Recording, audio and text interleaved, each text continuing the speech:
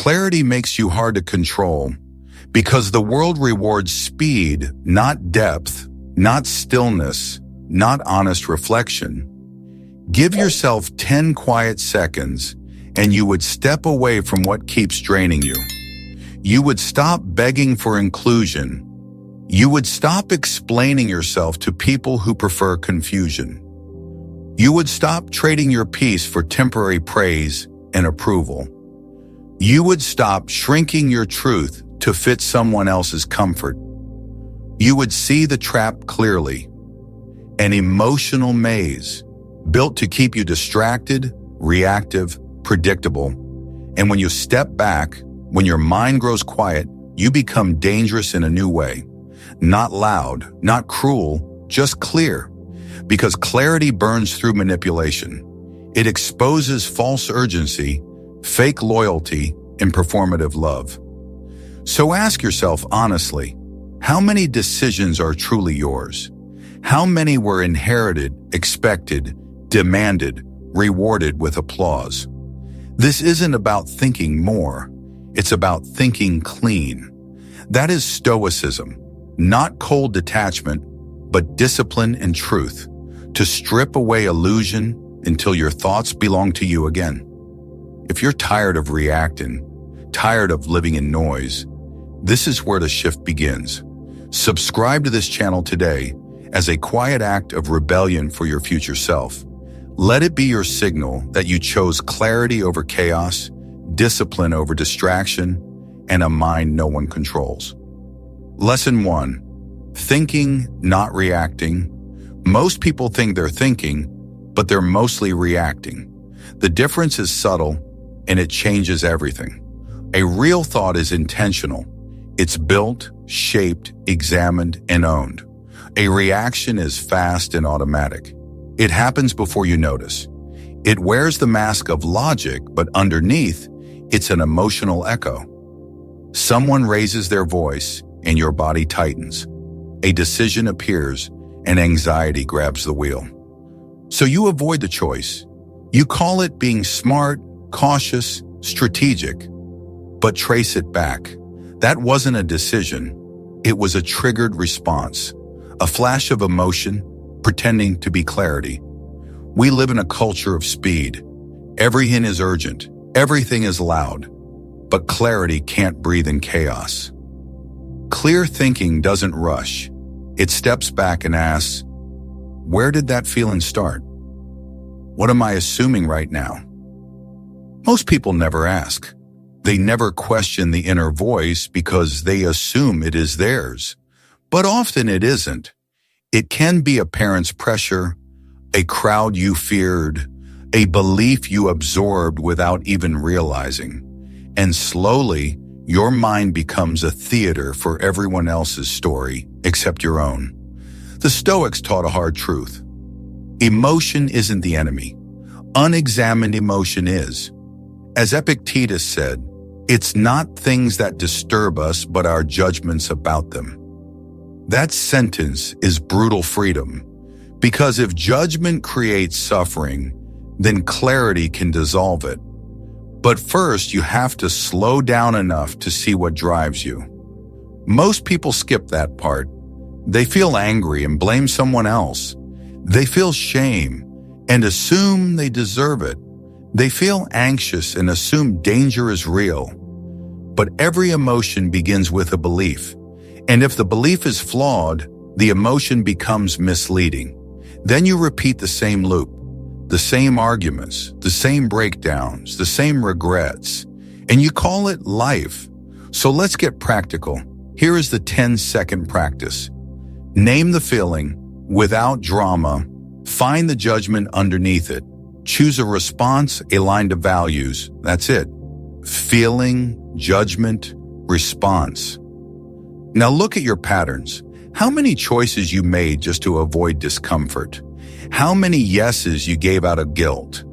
How many times you stayed silent, not from agreement, but from fear of disapproval? That's not choice. That's survival in polite clothing. And over time, survival becomes a personality. You're not calm. You've trained yourself to mute fires. You're not indecisive. You confuse discomfort with danger. So what does real thinking look like? It looks like tension. It looks like resistance. It looks like slowing down while everyone else speeds up. It feels uncomfortable because clarity demands confrontation. You have to face the mirror, not the socially acceptable version, the real version, still carrying old fears, old habits, old programming. Why do certain people trigger you? Why do you avoid certain talks? Why repeat the same cycles, even when you know better? Clarity forms when you stop blaming the world for your reactions and start questioning their source, not to punish yourself, to liberate yourself. Because the moment you realize a reaction isn't the final word, it becomes the starting point. You stop being a puppet for your conditioning. You stop giving away power in every conversation, every argument, every decision. You create space between stimulus and response. And in that space, your mind becomes yours again. Clarity doesn't scream. It whispers. It invites you to observe without rushing to conclude. It asks you to sit with discomfort long enough to understand it. The Stoic path isn't numbness. It's precision. Not to eliminate feelings, but to see them clearly. Because your first impulse is usually the loudest, not the wisest. So the next time you feel it, the urge to defend, to withdraw, to lash out, pause for one breath. Ask yourself quietly, is this mine or inherited? Is this truth or habit? That moment of stillness can be the difference between repeating your past and creating your future. That is Stoic clarity, the power to respond, not just react, to choose, not just comply, to think, not just feel. And when you practice that daily, your life stops being a storm and becomes a direction. Lesson 2, Unexamined Emotion. Watch closely and you'll see it, not out there. In here, a feeling rises fast, a pull, a spark, a rush of urgency. Maybe it's attraction, maybe it's anxiety, maybe excitement dressed as destiny. It hits first, loud and confident. Then your mind scrambles to justify what you felt. You don't start with reason, you start with emotion, and reason arrives later, trying to sound responsible. It feels right, you say. It must mean something. But what if that feeling isn't wisdom? What if it is familiarity? And what if familiarity is rooted in old wounds? There's a strange comfort in what we already know, even when what we know is pain. You can be drawn to people who resemble your past, not because it's love, but because it's recognizable. You can feel urgency around an opportunity, not because it's right, but because you fear missing out. You call it intuition, but it's often fear wearing a better outfit. And when fear leads, logic rarely resists. It cooperates. It builds a story that sounds rational, compelling, even beautiful. Not to guide you, but to protect you from feeling what's underneath. This shows up in relationships. Someone finally notices you, and you call it connection. But maybe it's relief. Relief can feel like love when you've been starving. This shows up in career decisions. An offer appears, your stomach tightens, and you call it alignment. But maybe it's scarcity. Panic can feel like destiny when you feel behind. If you look back honestly, your worst choices usually weren't stupid. They were emotional loyalties you never questioned. That is the danger of unexamined emotion. It drives the car while logic decorates the dashboard. You feel in control, but you're mostly narrating what your body already decided. This isn't a moral failure. It's the survival brain. Emotion is ancient, fast, protective. But if you build your life on its impulses, you become reactive, not intentional. Most people live under emotional weather. If it feels intense, they call it important. If it hurts, they call it true. If it excites them, they call it a sign. But clarity doesn't worship emotion. Clarity holds it still.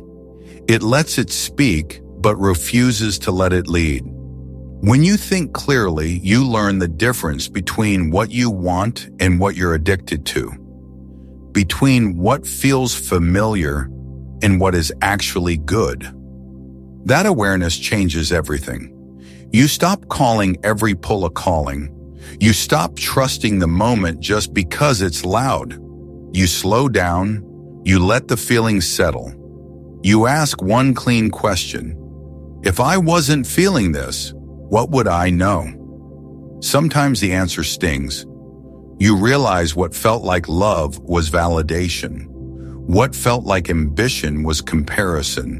What felt like urgency was fear outrunning itself. And this doesn't make you cold. It makes you free.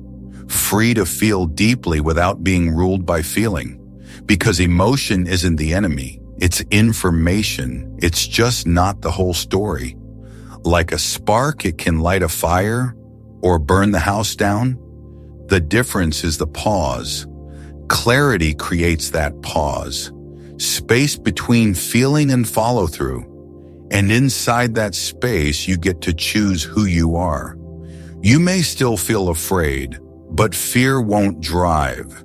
You may still feel drawn, but you'll question the pull. You'll learn the difference between desire and desperation, between intuition and impulse. That awareness can feel like loss, because it is. You're losing the illusion that feelings are facts, and that loss is the beginning of maturity. People say, trust your gut. Sometimes, yes. But sometimes your gut is your past in disguise. Sometimes your gut is anxiety, pretending to be wisdom. That's why you need structure, philosophy, stillness, internal standards. Without them, every strong emotion becomes a storm. With them, you can feel deeply and still decide wisely. That is Stoic clarity, not to suppress emotion, but to observe it cleanly without rushing to obey it. The Stoics didn't deny feeling. They refused to be ruled by it. They practiced the pause. They separated sensation from story. So when it came time to act, their decisions were grounded, not in pressure, not in panic, but in purpose. That is the kind of power that anchors you.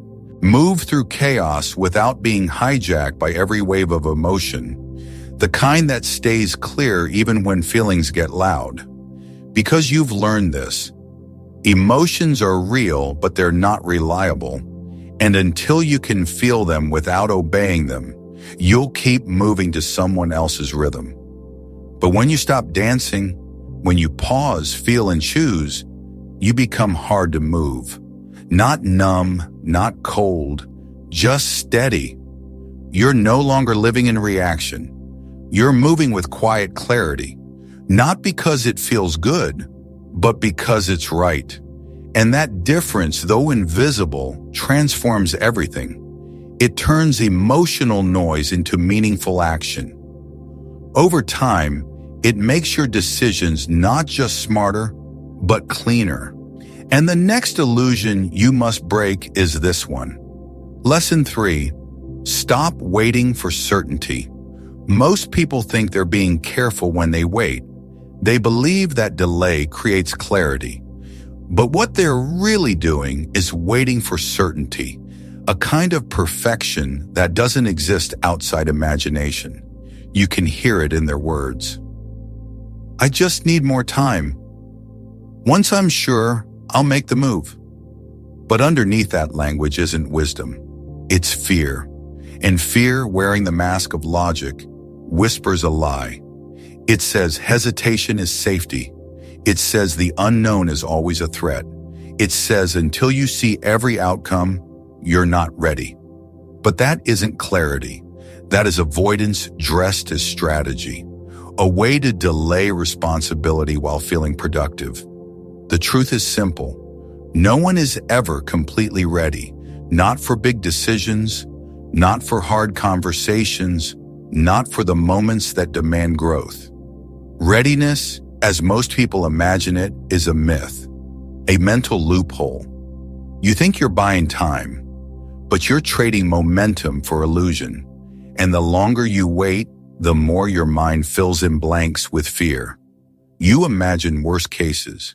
You catastrophize. You replay every scenario that could go wrong. Soon you're not pausing.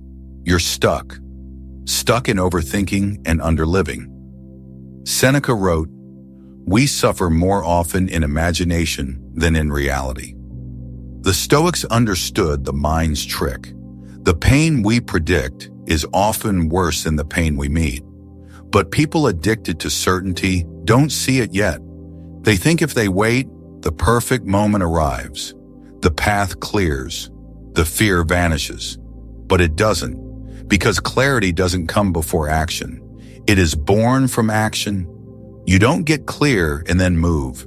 You move, and the fog lifts. That is the Stoic difference. Not recklessness, respect for time, and understanding that movement sharpens thought. When you engage with life, when you step into discomfort, when you make the call, you gain something real, not imagined outcomes. Feedback. You learn what works and what doesn't. You feel where resistance lives and where it's just fear in disguise. And that feedback is where clarity begins. So here is the rule. Ask 3 clean questions. What is in my control? What is the smallest next step? What is the cost of waiting? Then move. Not perfectly, but honestly. That requires courage. Not the loud kind. The quiet kind that shows up without applause. The kind that says, even if I don't know everything, I know enough to begin. That posture turns you from spectator into participant, because when you demand certainty, you're not protecting yourself. You're holding yourself hostage. You turn potential into a problem instead of a path. The need for certainty kills momentum. It takes every spark, every insight, every whisper of intuition, and buries it under analysis. You start doubting instinct. You question timing. You chase permission from outside yourself. But no one will ever give it, not fully, because the clarity you want isn't in approval, it's in movement, in the decision to act, knowing you might be wrong and choosing to live anyway. That isn't recklessness, that is responsibility. Real strength is built not in perfect choices, but in ownership. To say, this is mine, I chose it, I will face what comes. That kind of ownership doesn't grow from waiting. It grows from stepping in, fully present, fully aware. Outcomes are uncertain, but your intent is clean. That is stoicism.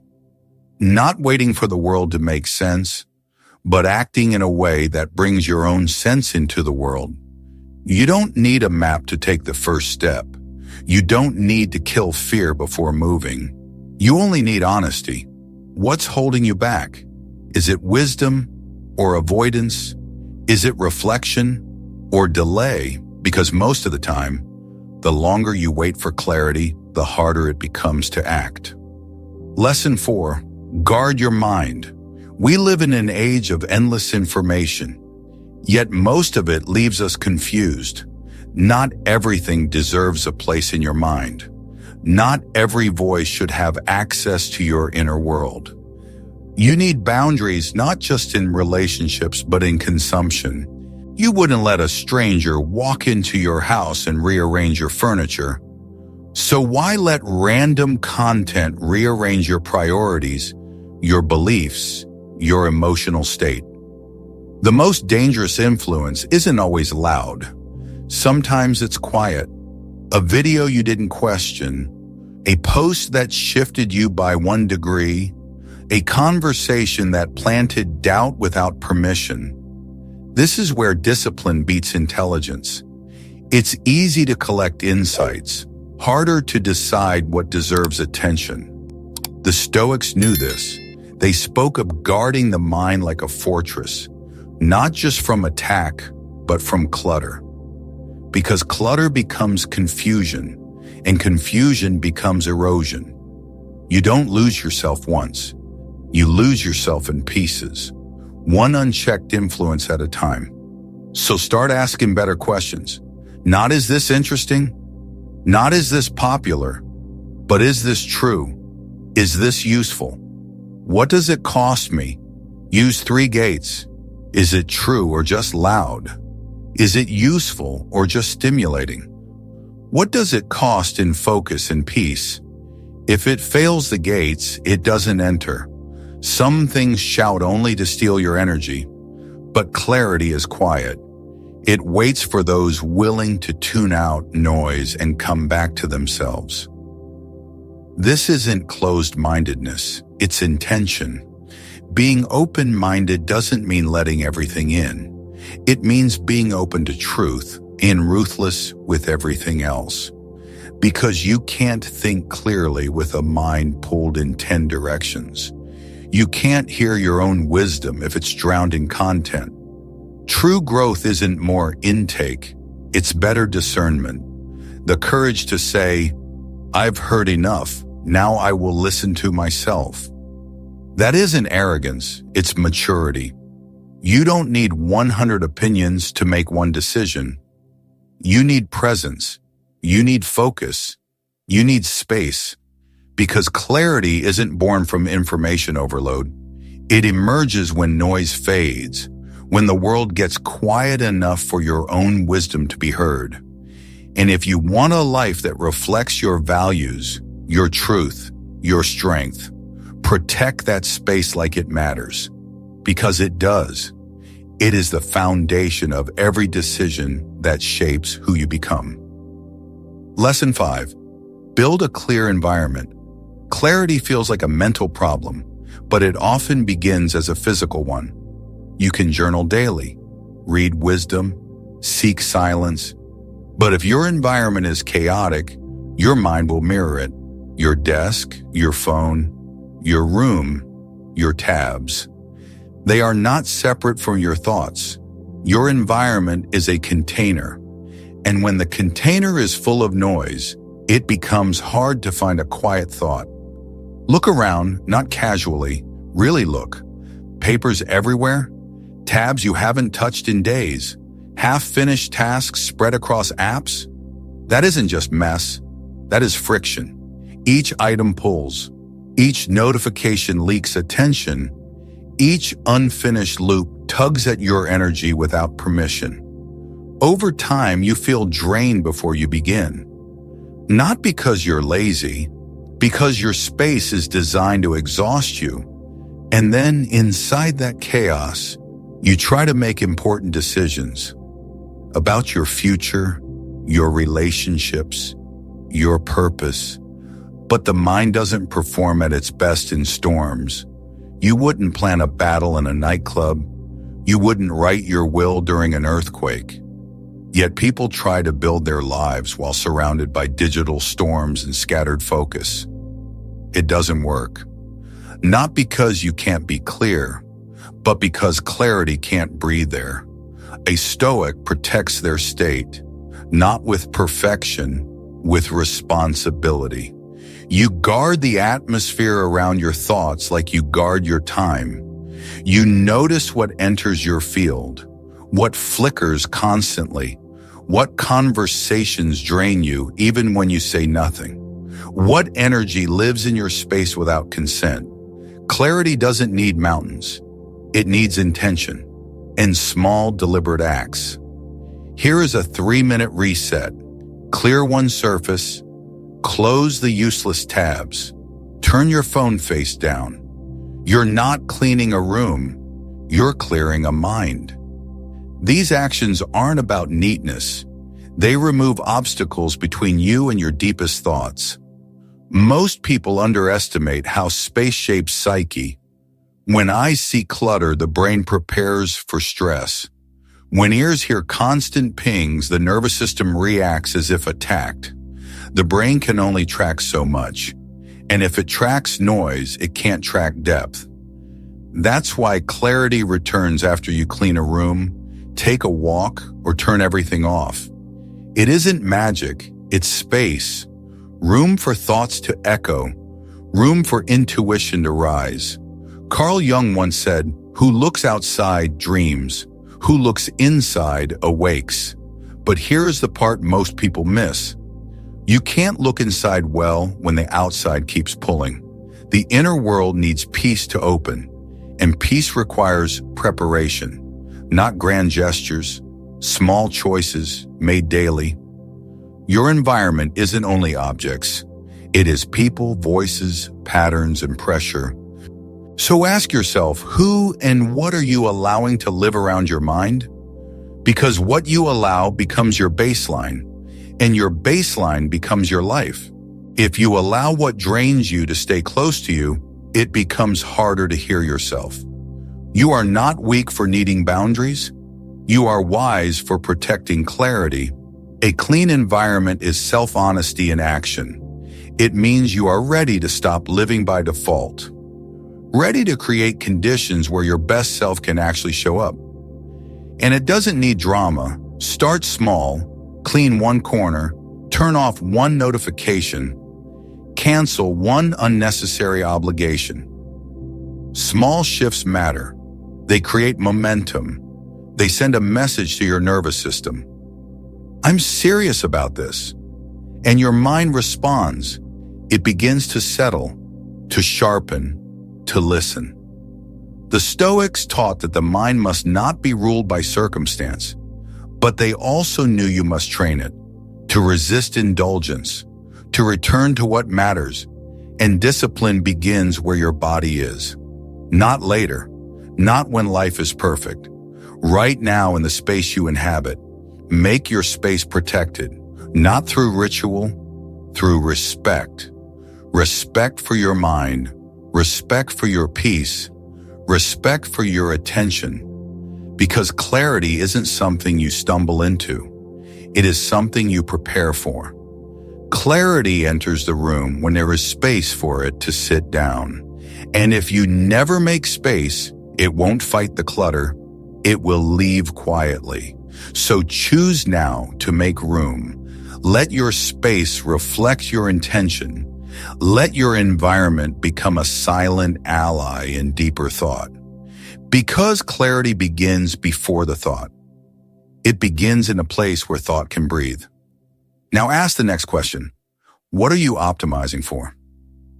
Lesson 6. Define your aim. Most people don't know what they are really optimizing for. They think they do. They say peace, freedom, meaning, love. But watch their choices, and it doesn't match. They say they want peace, yet keep feeding chaos. They stay in relationships that drain them, jobs that agitate them, routines that leave no room to breathe. They say they want freedom, yet chase approval, becoming a prisoner to other people's opinions. They say they want wholeness, but build life around fragments, status, followers, attention, noise. And without noticing, their actions answer the question they avoid. What am I optimizing for? Because whether you see it or not, you are optimizing for something. Every choice is a vote toward what matters most, not what you claim matters, what actually governs you. That realization stings, because your outcomes don't contradict your values. They reveal them. You think you're unlucky, distracted, stuck. But often you are simply aligned with a priority you never chose on purpose. Maybe it is comfort, maybe recognition, maybe the illusion of control. You keep repeating patterns, not because you are cursed, but because you are loyal to a version of you built to survive, not to thrive. Carl Jung warned us, until you make the unconscious conscious, It will direct your life and you will call it fate. That is what happens when you don't set your aim. Life aims for you, and it usually aims low. Quick highs, easy wins, safe roads, familiar traps. Not because you can't do more, but because you haven't defined what more means. So do the audit. Write 3 answers with brutal honesty. What do I say I want? What do I actually choose? What am I afraid to lose? Your real optimization hides inside fear, and once you name it, you can change it. The Stoics believed in living by nature, alignment with your examined self, not the self that reacts to every stimulus, but the self that chooses what it moves toward. Clarity makes life simpler, not easier, simpler, because when your aim is clear, everything else becomes noise. You stop serving 10 directions at once.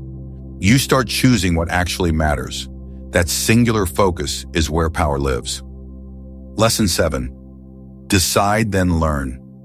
There is a quiet danger in indecision. It looks like flexibility, but it is fear. Indecision is not wisdom. It is fear with a softer voice.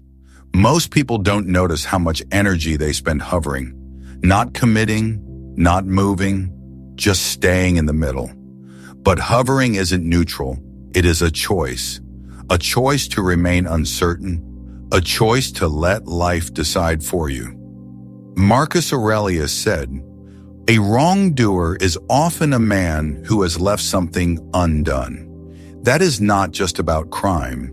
It is about neglect, the damage of what you refuse to face, because the cost of inaction is often greater than the cost of a wrong action. A wrong action gives feedback. It teaches. It reveals. It moves you forward or shows you what fails. But inaction gives nothing. It keeps you stuck, wondering what might have been. Clarity comes from motion, not from floating. A decisive mistake teaches more than endless speculation. Movement creates contrast, and the fog begins to lift. Here is a Stoic rule. Separate 2 decisions. Reversible decisions, you test quickly. Irreversible decisions, you move slower, but you still move. Either way, you do not hover forever. When you decide, even imperfectly, you create clarity. You define what you do and what you refuse. You stop being pulled in 10 directions. You move in one direction, and that commitment is where change happens. Not in the perfect plan, in the willingness to choose a path and walk it. The Stoics didn't promise you would always be right. They taught you to own what you choose and learn from what follows. So stop waiting for the perfect moment. Stop waiting for all the information. Choose, move, and let clarity be earned by your movement. Lesson 8. Choose meaning over convenience. Most people don't notice how often they choose what is easy over what is meaningful. Availability is not alignment. Just because something is near does not mean it is right. We chase what is convenient, what is immediately rewarding, what saves us from sitting in uncertainty. And in that habit, we lose a skill. The skill to wait, to pause, to discern. Slowly, life fills up with what was available, not what was true. Relationships easy to enter, hard to grow. Jobs that pay enough to keep you busy, but never alive. Calendars filled with obligations you never consciously chose, just because they were offered, not because they fit. The Stoics chose necessity, not shine. They filtered life differently, asking, does this match the direction I chose? And one of the greatest powers is a clean no. Not defensive, grounded. No to the wrong relationship. No to the tempting shortcut. No to the quick fix that distracts you from deeper work. Because every yes has a cost. And if you don't track that cost, you will spend your life on things that feel full in the moment and empty you after. Here is the discipline. If it is convenient, ask the cost. If it is shiny, ask the direction. If it fills your calendar, ask what it steals. Convenience is not destiny. Alignment is earned. The point is not to reject everything. It is to stop confusing what is available with what is meant for you. The more aligned you become, the more misunderstood you may be by those chasing everything. That is fine. You are not here to gather what they want. You are here to build what you can carry. Sometimes that means slowing down, letting offers pass, letting good enough go, so you are not too full to receive what fits. Clarity thrives where patience lives, but the world is allergic to stillness. It tells you if you are not chasing, you are falling behind, but chasing is not progress. You can be busy forever and still end up nowhere meaningful. Movement is not always momentum. Sometimes the strongest move is no move at all. Stillness is not stagnation, it is restraint. The refusal to be dragged by the wrist. The decision to let your inner standard, not external supply, decide your direction. That strength is quiet. It lets discomfort exist without rushing to fix it. It trusts that alignment is worth waiting for, not to fill a void, to honor an aim. You are not empty. You are ready. And readiness looks like this. Just because I can doesn't mean I should. That is daily discipline. A refusal to sell peace for proximity. A refusal to trade your path for what arrives uninvited. You are not here to chase everything. You are here to choose wisely. And sometimes choosing wisely begins with doing nothing until something fits. Because the space you protect becomes the foundation of a life you actually want. Not a life made of whatever was nearby. A life built from truth. Quiet, strong, unshakable. Lesson 9. See the frame. Clarity is not only better choices, it is seeing the landscape where choices happen. It is not enough to ask, what should I do? Real clarity asks, what system am I inside? What game is being played? Who benefits if I rush? When you are reactive, everything feels personal. An insult lands and pride flares. A change hits and panic takes over. But step back and you see the pattern. Reactions are often what someone else wants. Power becomes subtle through framing. If someone cannot control you, they try to control the context around you. They do not need to command you. They only need to shape the moment so you move on their terms. A discount timer, a guilt message, a manufactured deadline. Urgency is often a borrowed emotion. They need you impulsive. They need you defensive. They need you to take bait. Most people don't notice how often they live inside someone else's frame. Pressure to move fast is a tool to steal clarity. Artificial deadlines, manufactured scarcity, fear of missing out, all designed to make you act before you think. So the strongest move is not action. It is a pause, a mental step outside the frame. Ask 3 questions. Whose terms are these?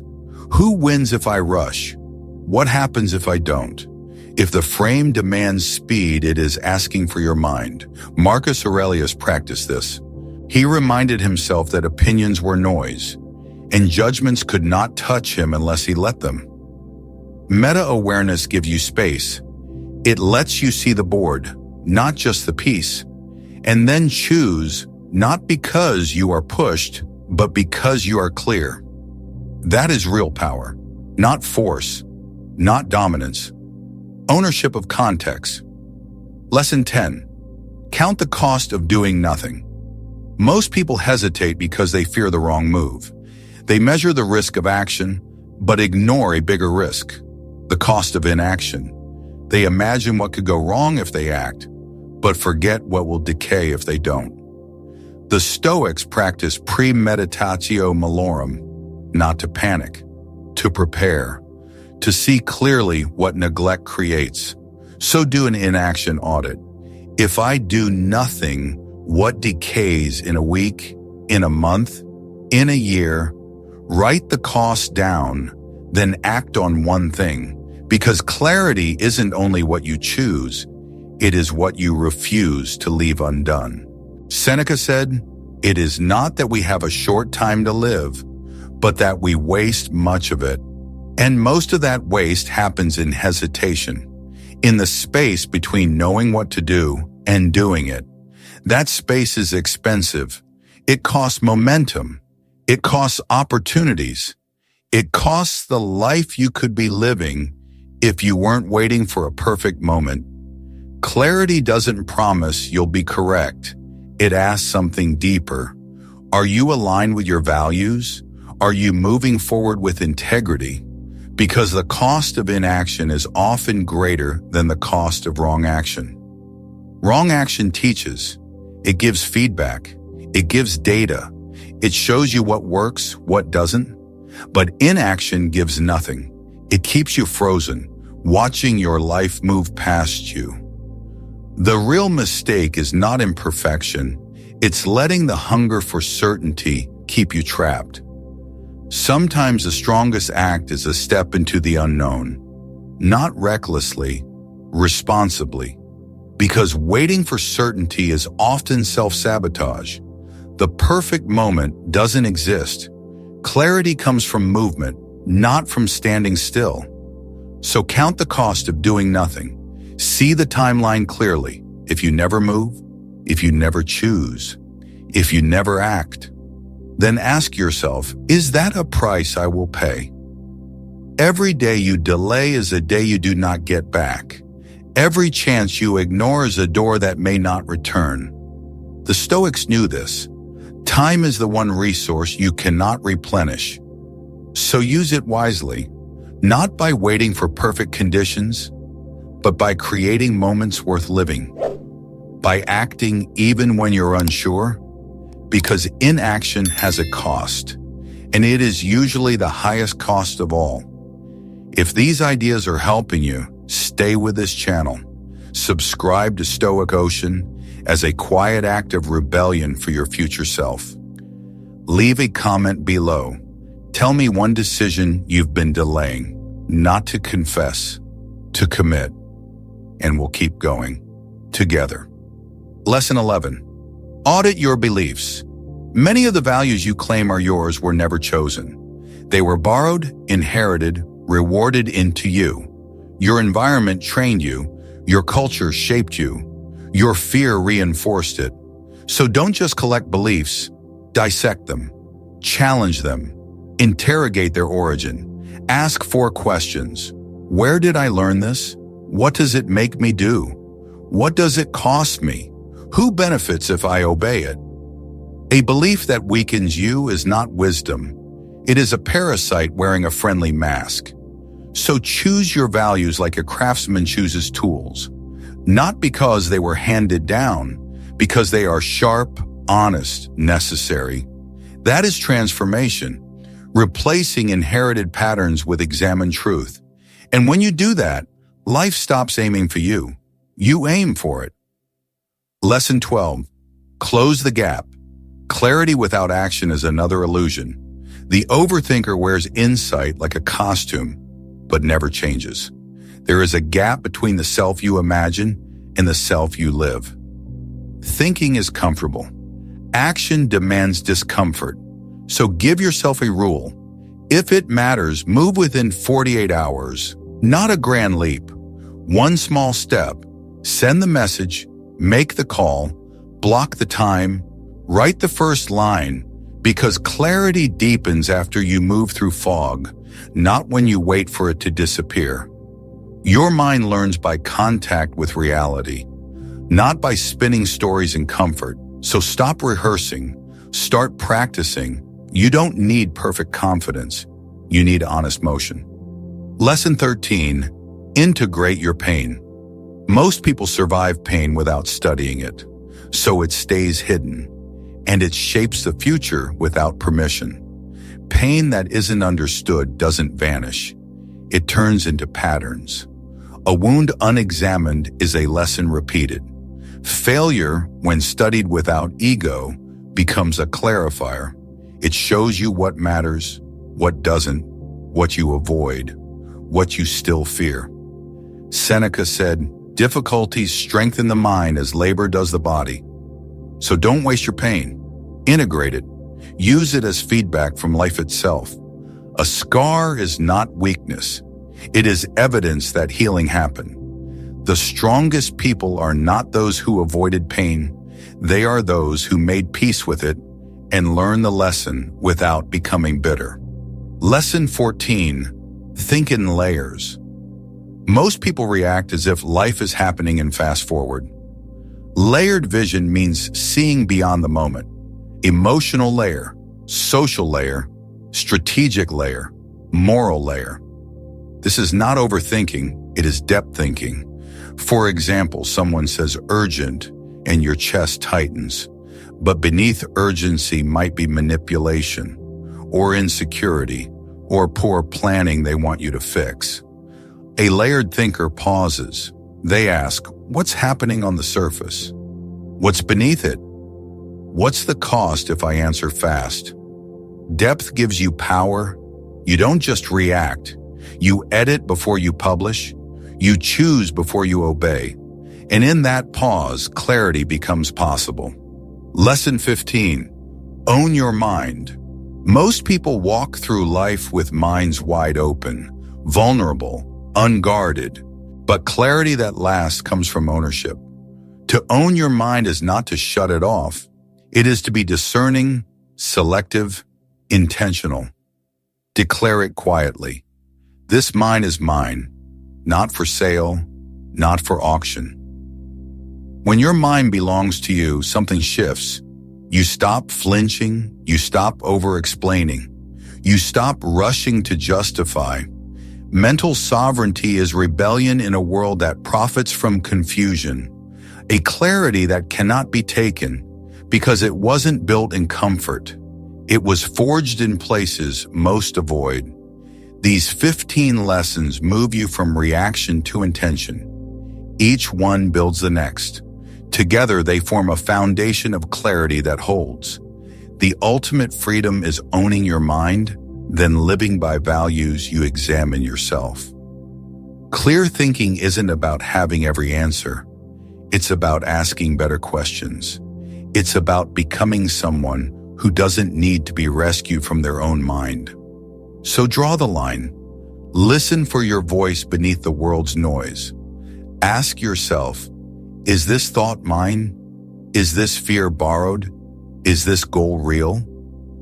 You'll be shocked how many beliefs were never yours. How many doubts were planted by people who feared your independence.